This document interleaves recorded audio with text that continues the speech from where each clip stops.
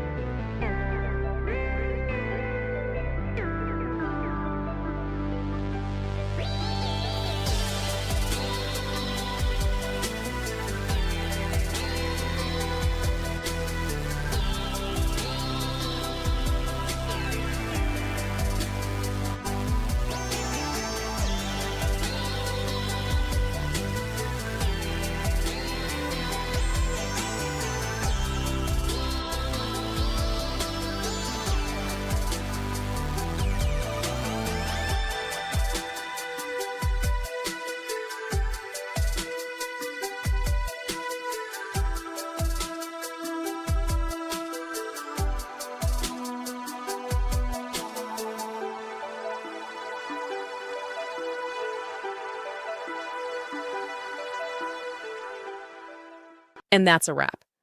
I hope you found the answer you were looking for. If you did, take a second to hit that subscribe button, it really helps out. And let me know in the comments which solution worked best for you. See you next time in the Debug Zone.